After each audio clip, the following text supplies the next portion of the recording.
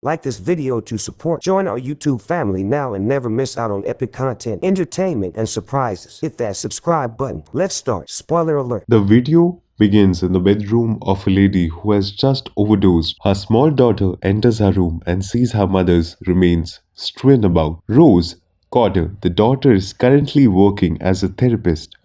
She is dealing with a maniac patient named Carl. He keeps muttering about people dying, that he will die. Rose tries to console him, but Carl continues with his episode. Rose immediately receives a call to meet a young woman named Laura Weaver. Laura is upset when Rose approaches her, having recently watched her professor hammer himself to death. Laura says seeing an evil presence in the shape of others ever since. Laura begins to fret and stress out after turning away from Rose and then returning her gaze. Rose begs for aid, but when she glances back, Laura has picked up a shattered shard from a vase and is now flashing an unwavering green. Laura slices her neck before aid comes, leaving Rose shocked. Rose asks two investigators, one of them is her ex Joel, for information about the occurrence. She relates what she witnessed and speaks with her employer, Dr. Morgan Desai. Later, Rose returns to her house, which she lives with her boyfriend, Trevor, and their cat Mustache. Rose and Trevor go out to the dinner with Rose's sister Holly and her husband Greg. But Rose is so disturbed by Laura's death that she lashes out at Holly and she chastises Rose for missing Holly's son Jackson's forthcoming birthday. Rose strives to return to work and move on. Holly calls her to apologize for the dispute, and Holly requests that Rose purchase Jackson a birthday gift. While they chat, Rose looks out of the window and appears to see Laura in distance.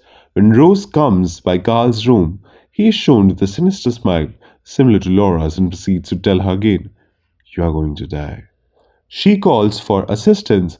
Carl is detained by orderlies. When Rose goes to buy a gift for Jackson, she encounters Laura's ghost again, smirking at home. She can't locate Mustache and shocked when the security alert sounds. She receives a call from the security business, but is actually a malevolent creature taunting Rose. Over the weekend, Rose attends Jackson's birthday celebration. When it comes time to hand out the gifts, he chooses Rose, which is intended by a toy train. Instead, Jackson opens the box and discovers Mustache's body. Everyone panics and Rose attempts to reassure them that she did not do this, but one of the other mothers appears to have the entity's nasty grin. Rose stumbles backwards and crashes through a glass table, badly hurting her arms. Rose is sent to the hospital for medical treatment. Morgan pays her a visit after learning about her experience and proposes she take some time off work. When Trevor gets her home, Rose attempts to explain everything, but he believes she's insane and murdered Mustache. Rose also meets with her own therapist, Dr. Madeline Nercourt, who helped her to cope with the pain of her mother's state. Rose begins to investigate. She plays recordings from her session with Laura and hears what appears to be a faint breathing noise. She also hunts up Laura's professor, Gabriel Munoz, and finds his widow Victoria. She informs Rose that Gabriel came to have visions of something haunting him, only days after witnessing another lady Anna Powell commit itself. When Rose claims to experience what Gabriel did, Victoria believes that she is mocking her misfortune and tells her to leave. Rose approaches Joel for assistance with her inquiry despite his initial resistance.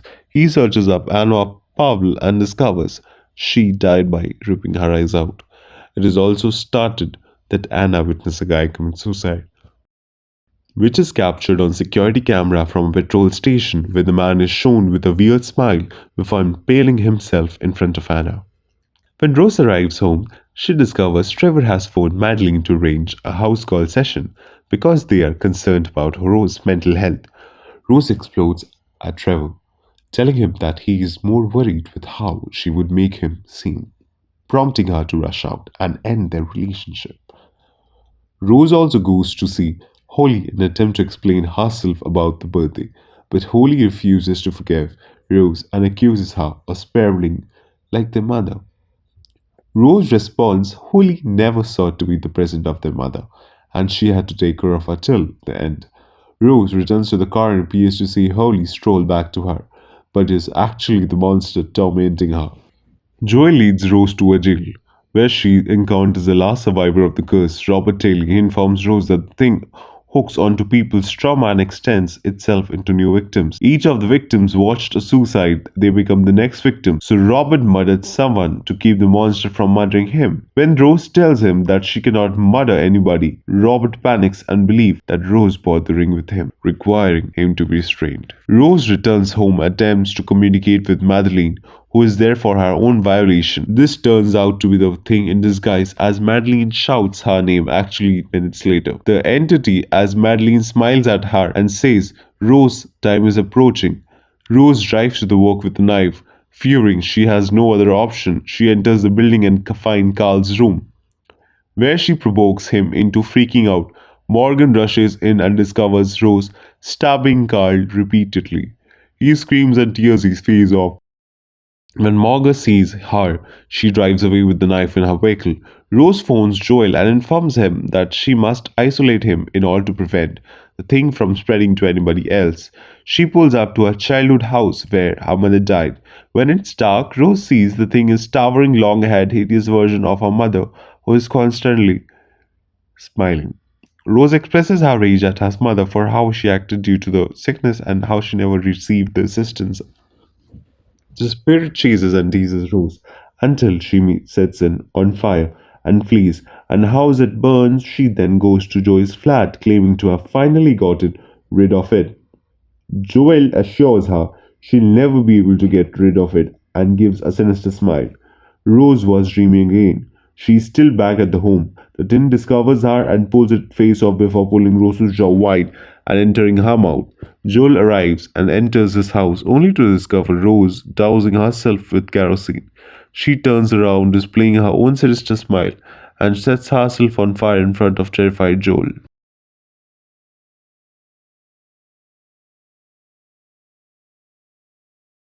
Please make sure that you like, follow, and subscribe to our channel. Check out the other videos if you watched this video all the way through. Cheers.